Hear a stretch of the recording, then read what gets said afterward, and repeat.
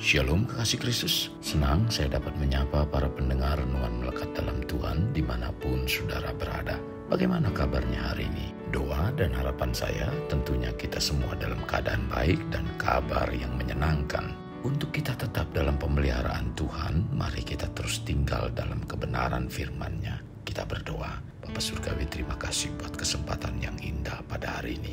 Biarlah hati dan pikiran kami terus diisi dengan kebenaran firman-Mu. Bapa, kiranya firman yang disampaikan merupakan isi hati-Mu untuk kami. Dan bicaralah melalui hamba-Mu lewat renungan ini, sehingga kebenaran firman ini menjadi satu kekuatan bagi iman percaya kami untuk kami mengarungi kehidupan. Roh Kudus, kami mohon kepadamu agar Engkau terus senantiasa mengingatkan dan menguatkan kami, agar kami tetap dalam kebenaran firman-Mu dan hidup kami senantiasa mempermuliakan nama-Mu. Terima kasih Tuhan Yesus, kami siap untuk ditaburi dengan kebenaran firman-Mu. Dalam nama Tuhan Yesus kami berdoa, amin. Melekat dalam Tuhan bertema pentingnya keterbukaan. Firman Tuhan terdapat dalam 2 Korintus 3 ayat 16, demikian firman-Nya. Tetapi apabila hati seseorang berbalik kepada Tuhan, maka selubung itu diambil daripadanya. Hal yang harus kekasih Kristus ingat bahwa timbulnya permasalahan yang besar dalam keluarga biasanya diawali dari hal-hal yang kecil atau sesuatu yang sepele. Perkara kecil akan menjadi prahara besar dipicu karena salah pengertian antara satu dengan lain yang dipermasalahkan. Salah pengertian ini dikarenakan tidak adanya komunikasi yang baik, sehingga banyak yang tidak jelas dan akhirnya menjadi salah. Apabila ditelisik lebih dalam lagi dari semua peristiwa itu karena tidak adanya keterbukaan dalam berkomunikasi, kita bisa melihat tentang pentingnya keterbukaan, sebab bila tidak ada keterbukaan, maka akibatnya akan ada kesalahpengertian. Masalah yang sebenarnya sepele bisa menjadi masalah yang besar hanya karena disebabkan salah pengertian.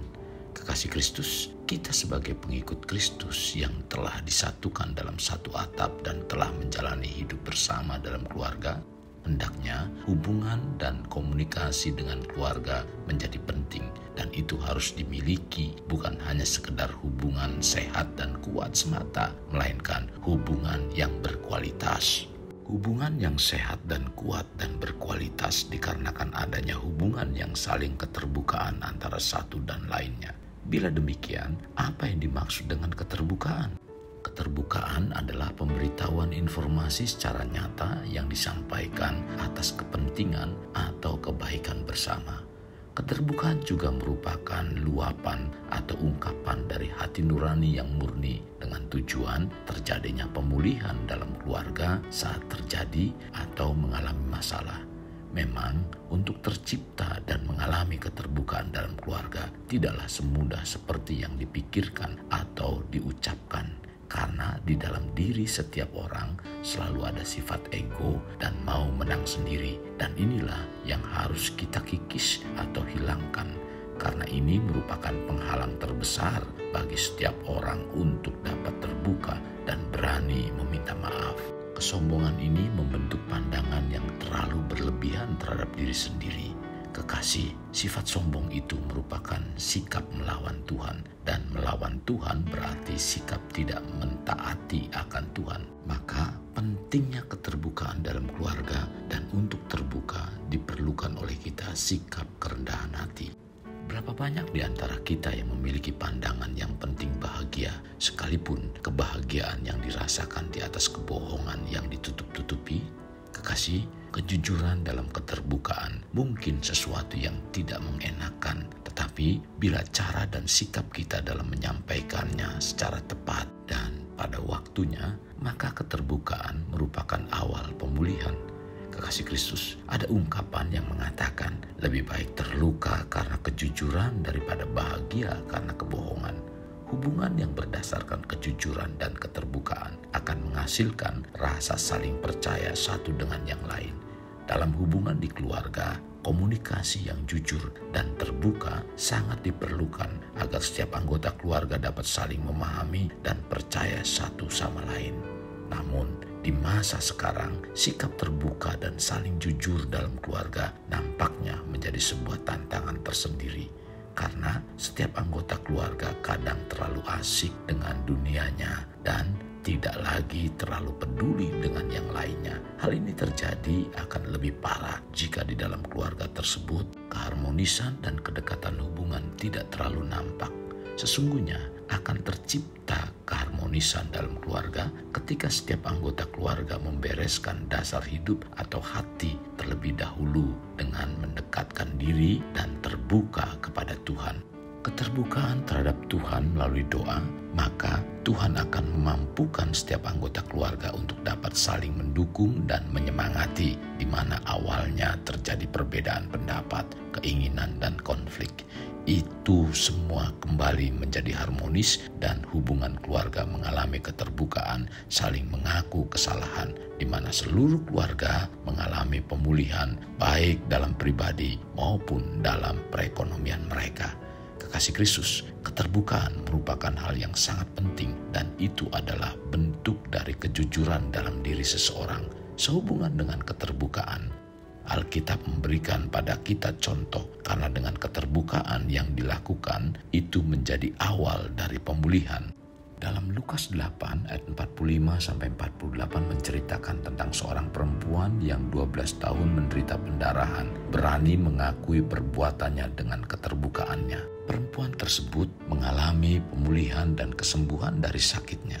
Jadi, setiap kita dalam keluarga menyadari akan pentingnya keterbukaan. Karena dengan keterbukaan, tentunya kita akan mengakui kesalahan kita masing-masing dan juga dengan keterbukaan untuk mengakui kesalahan dan dosa itu merupakan langkah awal dari kita agar Tuhan menemui kita. Sebagaimana dikatakan dalam Yesaya 59 ayat 1-2, sesungguhnya tangan Tuhan tidak kurang panjang untuk menyelamatkan dan pendengarannya tidak kurang tajam untuk mendengar. Tetapi yang merupakan pemisah antara kamu dan Allahmu ialah segala kejahatanmu dan yang membuat dia menyembunyikan diri terhadap kamu sehingga ia tidak mendengar ialah segala dosamu.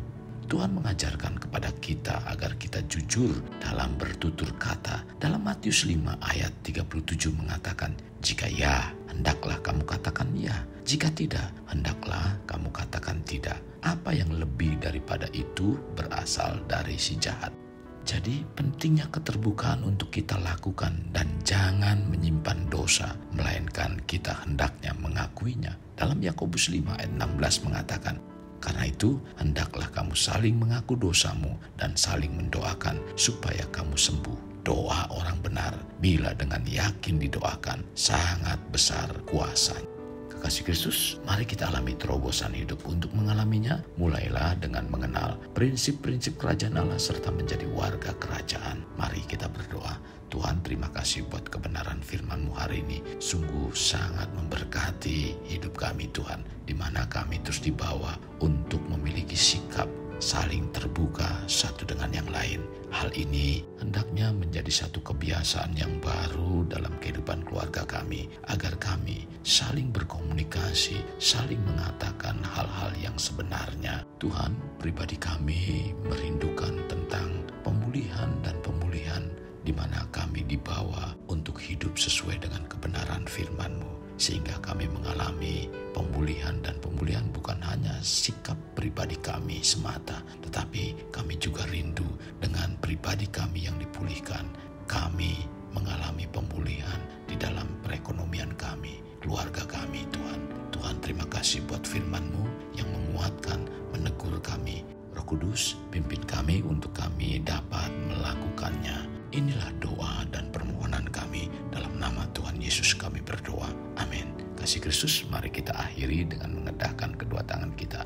Terimalah anugerah berkat dari Allah Bapa, kasih sayang daripada Yesus Kristus dan persekutuan dengan Roh Kudus yang mencurahkan berkat secara rohani, berkat secara jasmani dan berkat secara ekonomi, di mana berkat Abraham, berkat Ishak, berkat Yakub dicurahkan dan dilimpahkan dari saat sekarang sampai Maranatha tiba dalam nama Tuhan Yesus. Amin.